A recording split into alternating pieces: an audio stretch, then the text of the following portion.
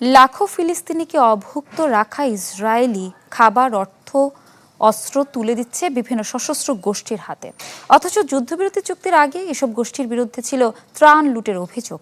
কিন্তু শুধু হামাস বিরোধী হওয়ায় তাদের সমর্থন দেওয়ার কথা স্বীকার করেছেন খোদ ইসরায়েলি প্রধানমন্ত্রী।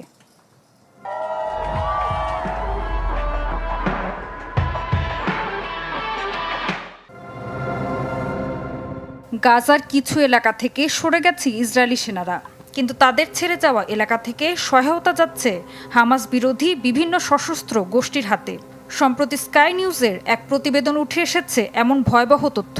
সংবাদ মাধ্যমটির দাবি, দখলদার বাহিনীর ছেড়ে যাওয়া চৌকির আশপাশ থেকে বের হচ্ছে পানি, খাবার আর জ্বালানিবাহী গাড়ির বহর। এর পেছনে বারবার উঠে আসছে আশরাফ আল মানসির মিলিশিয়া সহ ইসরায়েল নিয়ন্ত্রিত 4টি গোষ্ঠীর নাম। অস্ত্রবিরতির পর গেল সপ্তাহে এমন একটি গোষ্ঠীর 32 সদস্যকে হত্যা করে ফিলিস্তিনি স্বাধীনতাকামী গোষ্ঠী হামাস। এর আগে খবর ভেসে বেড়াচ্ছিল, হামাসকে দুর্বল করতে গাজায় আবু শাবাব সহ বিভিন্ন সশস্ত্র গোষ্ঠীকে ব্যবহার করছে ইসরায়েল। তবে ত্রাণ লুটে কি আসলে জড়িত আবু শাবাব?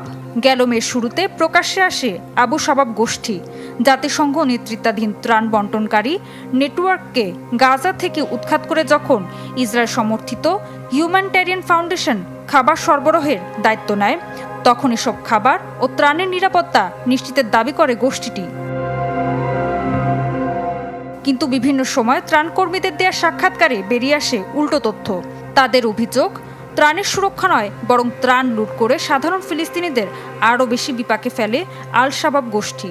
জাতিসংঘ বলছে, ত্রাণবাহী ট্রাকের পথ আটকে সহিংসতা চালানোদের সুরক্ষা দিচ্ছে জায়নবাদীরা।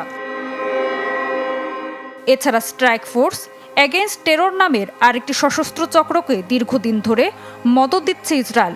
চক্রটি নেতা হুসাম আল আস্তালের সম্পৃক্ততা রয়েছে গাজার প্রভাবশালী আল মাজিদা গোত্রের সাথে।